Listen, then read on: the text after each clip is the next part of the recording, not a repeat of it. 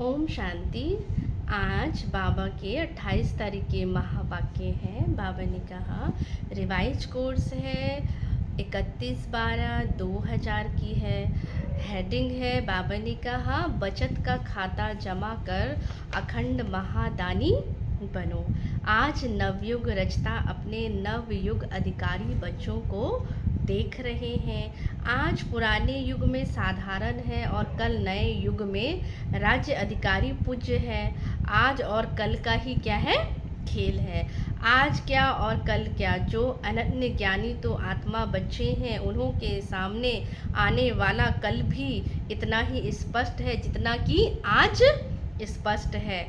आप सभी तो नया वर्ष मनाने आए हो, लेकिन बाप दादा नया युग देख रहे हैं। नए वर्ष में तो हर एक ने अपना नया नया प्लान तो बनाया ही होगा, क्योंकि नव वर्ष होता है तो हम कितने सारे क्या है प्रॉमिस भी करते हैं, संकल्प भी करते हैं। तो बाबा ने कहा नया प्लान तो बनाया होगा। आज पुराने की समाप्ति है। समाप्ति में सारे वर्ष की जो है रिजल्ट देखी जाती है। तो आज बाप दादा ने भी हर एक बच्चे का वर्ष का क्या देखा, बाप दादा ने रिजल्ट देखा। पुरुषार्थ तो सभी बच्चों ने किया है, याद में भी रहे हैं, सेवा भी की, संबंध संपर्क में भी लौकिक या अलौकिक परिवार में निभाया। लेकिन इन तीनों बातों में जमा का खाता कितना किया वो चेक करना है। आज वतन में बाप दादा ने जगत अम्बा माँ को क्या किया, इमर्ज किया। खांसी आई आज बाजा थोड़ा बाबा ने कहा खराब है, बजाना तो पड़ेगा। बाजा शरीर रूपी बाजा अगर बाबा कहते ठीक नहीं है, लेकिन फिर भी बाबा कह रहे बजाना तो पड़ेगा। तो बाप दादा और मम्मा ने मिलकर सभी बचत का खाता देखा, बचत करके जमा किया हुआ। तो क्या देखा, नंबर वार तो सभी है ही, लेकिन जितना जमा का खाता होना चाहिए उतना खाते में जमा कम था।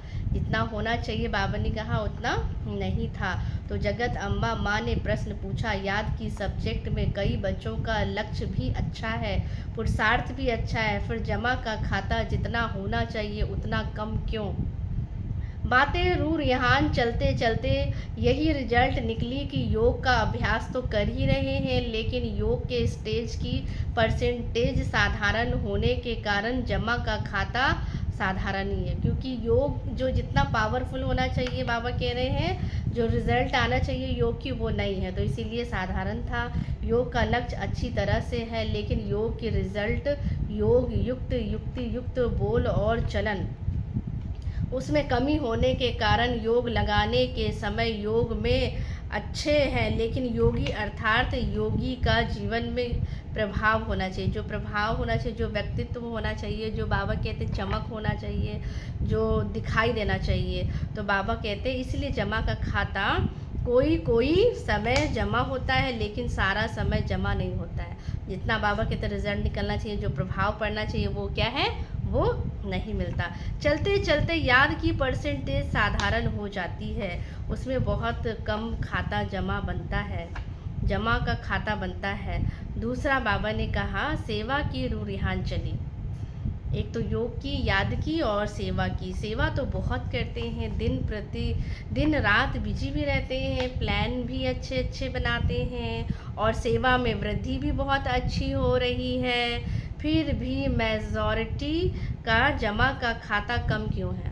बाबा कह रहे हैं सब कुछ अच्छा कर रहे हैं, दिन में भी क्या है दिन रात बिजी रहते हैं, सेवा में वृद्धि भी अच्छी हो रही है, फिर भी मेजॉरिटी जमा का खाता कम क्यों है। तो रूह रिहान में यह निकला कि सेवा तो सब कर रहे हैं, अपने को बिजी रखने का पुरुषार्थ भी सब क्या है बहुत अच्छा कर रहे हैं, अच्छा कर रहे। फिर कारण क्या है, तो यही कारण निकला सेवा का बल भी मिलता है, फल भी मिलता है। बल है स्वयं के दिल की संतुष्टता और फल है सर्व की संतुष्टता। बल भरेगा जब हम स्वयं सेटिस्फाई होंगे, और फल क्या है, सर्व की क्या है, संतुष्टता। अगर सेवा की मेहनत और समय लगाया तो दिल की संतुष्टता और सर्व की संतुष्टता, चाहे साथी चाहे जिन्हों की सेवा की, दिल में संतुष्टता अनुभव करें। जिन्हों की हमने सेवा किया ना, तो बाबा कहते वो सामने वाला क्या है उसको अनुभव हो, दिल में संतुष्टता का क्या है वो अनुभव करे। बहुत अच्छा कह के चले जाए, नहीं दिल में संतुष्टता की लहर का क्या हो, अनुभव हो। कुछ मिला है, कुछ मिला है, बहुत अच्छा सुना, वह बात ही अलग है। तो कुछ मिला कुछ पाया, जिसको बाप दादा ने पहले भी सुनाया है। एक है दिमाग का तीर लगना और दूसरा क्या है, दिल का तीर लगना। तो एक होता दिमाग से करते हैं तो जो तीर लगना चाहिए, जो प्रभाव पड़ना चाहिए वो नहीं पड़ता है। तो इसीलिए क्या है, दिल का जो है तीर लगना। अगर सेवा की और सर्व की संतुष्टता, अपने को खुश करने की संतुष्टता नहीं, बहुत अच्छा हुआ बहुत अच्छा हुआ नहीं, ये नहीं कि बहुत अच्छा हुआ नहीं, दिल माने स्व की और सर्व की भी, है ना। और दूसरी बात है कि सेवा की और उसकी रिजल्ट अपनी मेहनत या मैंने किया ये स्वीकार किया, अर्थात सेवा का फल खा लिया, है ना। जैसे सेवा करते हैं तो हम उसी का क्या है, कच्चा फल खा लेते हैं कि मैंने किया, तो ये भी हमारे अंदर ना आए कि मैंने किया।